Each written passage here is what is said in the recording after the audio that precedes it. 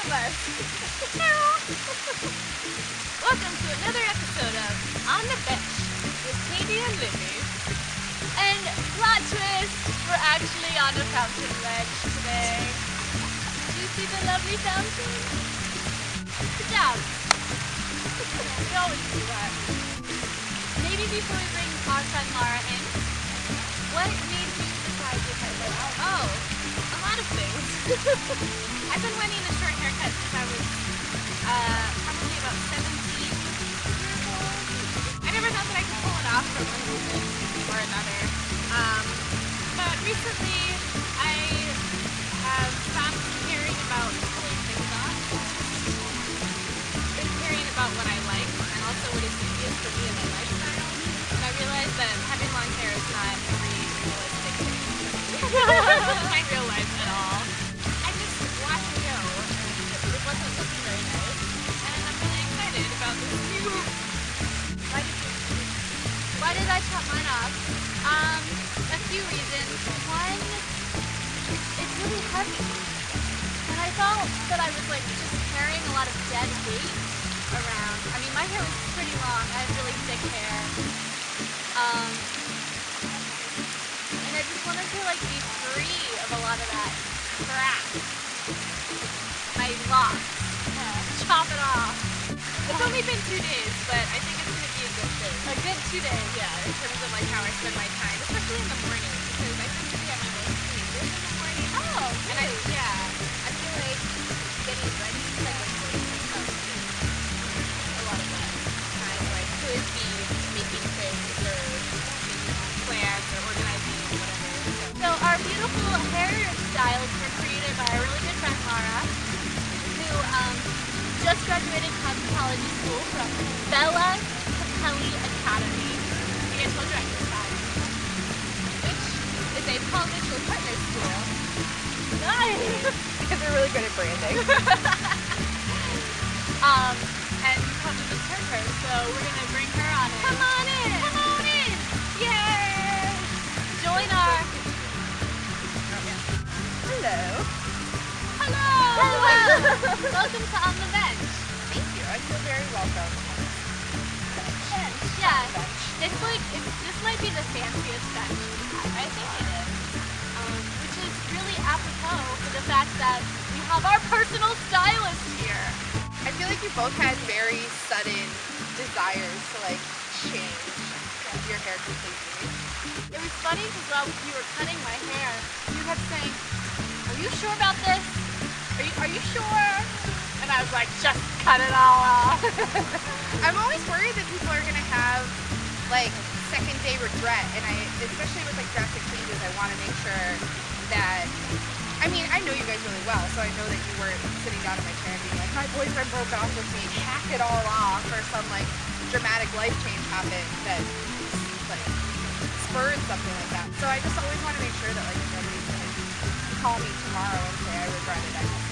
You checked up on me. I did. You were like, "Is it still okay?" You were so cool the whole time, and then you should have seen it, right before I had her hair all wet, and I combed it out and sectioned it, and right before I went to make the first cut, I was like, now I'm nervous. It's very true. This idea that we have so much of an identity with our hair, and that it's attached to certain events or like situations, that reminded me of like ancient mythology that happened. Oh, is there like a myth where that happens? Well, like Isis, when her husband gets murdered brutally, she chops off all of her hair in like a fit of like mournful like depression, and which is it is interesting. I mean, it's a really long established thing that people attach like power or meaning to their hair.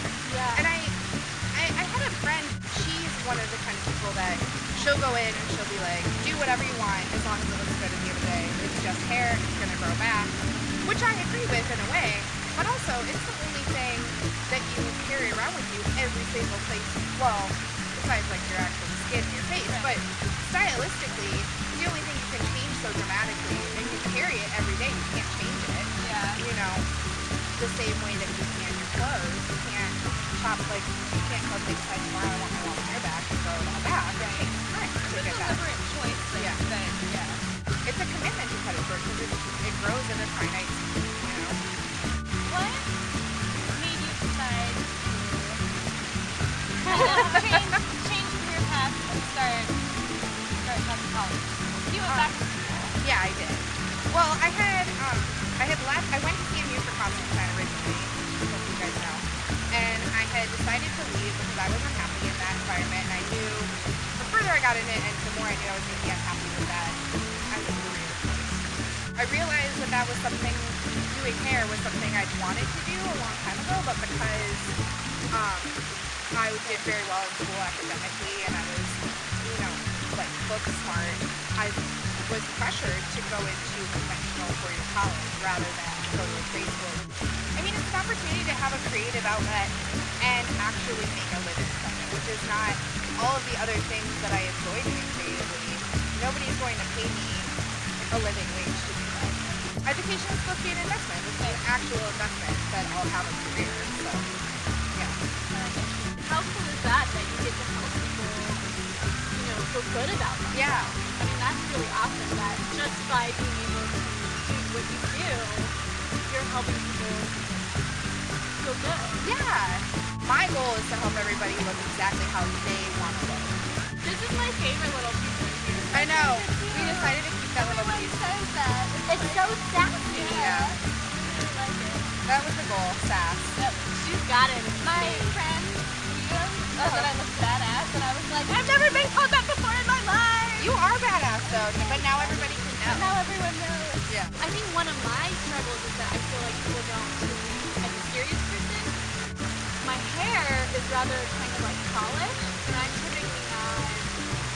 Very free spirited. Yeah, and so it's interesting because I want people to see me more seriously, and the haircut stylist is a little more serious. Although it's still fun because it's unbalanced. Asymmetrical. In the past, I've like come across as super nice and kind of gotten punched all over for that, but I feel like this might help me carry myself better, but also like help people like she's an independent person. Right. Like you're talking about how you're trying to counteract this image you have of being super friendly and like you guys want to look grown up and more edgy and more like independent. And I just cut my friend's hair who lives in Brooklyn now, and she works at an adventure capitalist firm. And she said that it's like a form of rebellion to walk down the street, or walk down the financial district in New York with her hair like that, with her long hippie dippy hair and like her like button-mounted like pin skirt and whatever. There's something to be said for like maintaining a traditional feminine like, symbol of femininity in a scenario where it's probably going to be kind of male dominated because generally people in women in business are like keep your hair back, make it have fun, like tighten around your face. But she's like, No, I'm gonna do me. I'm gonna do whatever I want. here. I'm gonna come in with my hair wet and dry it. And yeah, That's she's- awesome. I think it's nice. I think that the way that you pull things off is deciding you can pull them off. Yeah, exactly. That's Confidence. Make it Yeah. that's how you make it. Yeah, exactly. And then like, so like then you get something that you decide you're pulling it off, like this haircut, and then by default, because you know you're pulling it off, you are pulling it off, and people notice that you look awesome, and then you notice that people notice that you look awesome, And then it you just, feel like, more awesome, so then you look more awesome. Yeah, and then it just like builds this confidence and self-assuredness in you, and I think that's important. That's all for this episode of On the Bench.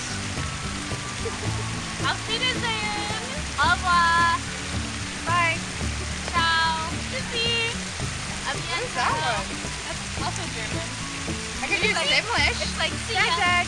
Dag dag. So long, farewell. Auf Wiedersehen. Bye.